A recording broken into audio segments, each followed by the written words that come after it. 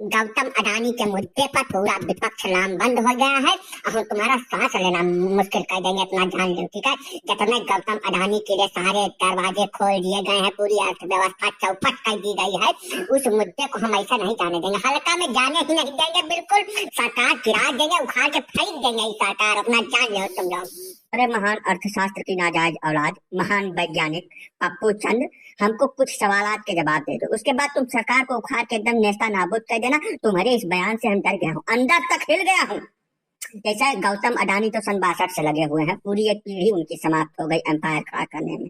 चलो मान भी लेते हैं, थोड़ी बहुत उनको सहूलियत दी गई, उनकी मेहनत उनके गट्स के ऊपर, लेकिन तुम्हारी अम्मा और तुम्हारे जीजा ये जो अरबों करोड़ रुपए हथियाए बैठे हैं, तुम काइटली से लेकर आए थे, नानी की संपत्ति पे कब्जा किए थे, और तुम्हारी माई का दहेज में लेकर आई थी कि टकसाल लगा लिए थे घर में। अरे ससुर बेवकूफ चंद, मूर्ख चंद, राजनीति का सूरज अस्त हो गया होता इस विपक्ष की अगर गौतम अडानी ना होते। इसको सोच के हमको सिर्फ यही एक फीलिंग आ रही है कि हाय रे गौतम अडानी, तुम ना होते तो विपक्ष की राजनीति का होता क्या। ना तुम्हारे पास विकास पे बोलने के लिए कुछ है, ना अवसंरचनात्मक विकास पे बोलने के लिए कुछ है, ना शिक्षा व्यवस्था पे बोलने के लिए कुछ है। खाली अब क्या मिल गए हैं गौतम अडानी, अब वहीं तक तुम्हारे पास बजट रहा, उस पर तुम चर्चा करने से तुम्हारी एकदम चौंक लग रही है, क्योंकि तुमको पता है कि विकास किस स्तर का हुआ है देश के अंदर। तुमको तो बस अब गौतम अडानी मिल गए हैं, तुम्हारे पीछे एक बहुचट खड़ा है, 6700 करोड़ रुपए का मालिक है, उससे पूछो खेत में उगाया था इतना रुपया। अरे तुम अपने जितने दल बैठे हो, गमला में सब्जी उगाई के करोड़ों का ITR फाइल करने वाले लोग, अब तुम आके पूछोगे कि गौतम अडानी पैसा कहाँ से लेके आया है। चलो बोल दो, तुम्हारा दिन है आज, बोल दो, हम सुनने के लिए बिल्कुल पूरी तरीके से तैयार हैं। ना ना तले जी, आप समझे नहीं पूरी बात को। ये जो है कन्याकुमारी से लेके कश्मीर तक चला, कश्मीर तक चला तो पूरा हाईवेज रोडवेज सारी चीजों को इसने अपनी आंख से देखा। कहीं कोई दंगा नहीं, फसाद नहीं, कोई आतंकवादी हमला नहीं, कोई बम विस्फोट नहीं, इसको कुछ नहीं मिला, कुछ भी प्राप्त नहीं हुआ जिस पर ये बोल सके।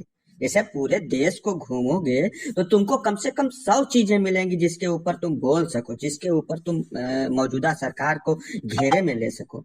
लेकिन जब इसको कुछ प्राप्त नहीं हुआ, और यही मतलब इसका समय ठीक था कि गौतम अडानी के शेयर फेर गिर गए, तो इसको अब भाई मौका मिला है तो इसको बोलने दो, पूरी आजादी दो, नहीं तो परेशान हो जाएगा, कहीं खोपड़ी पटक पटक के मर गया ससुरा तो एक और आफत साला, शोक सभा करनी पड़ेगी बिना मतलब के लिए।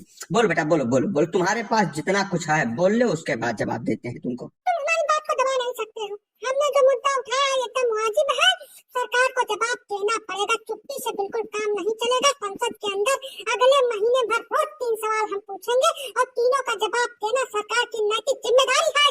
देश की अर्थव्यवस्था को बिल्कुल चौपट कर दिया गया है, बर्बाद कर दिया गया है, ठीक है, और इस मुद्दे को छोड़ा नहीं जाएगा। उसके पीछे तो एजेंसी लगी हुई है भाई, आप बिल्कुल निश्चिंत रहें।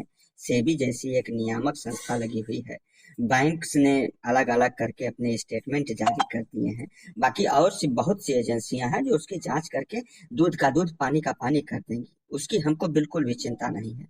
हम चिंतित हो रहे हैं आप दोनों तीनों लोगों को लेके, मतलब जितना भी धन आप लोगों ने कमाया है उसका स्रोत क्या है। सरकार तो सैलरी देती है आपको सरकार में रहने के लिए, लेकिन किस स्रोत से इतना अकूत संपत्ति के मालिक आप लोग हो गए हो।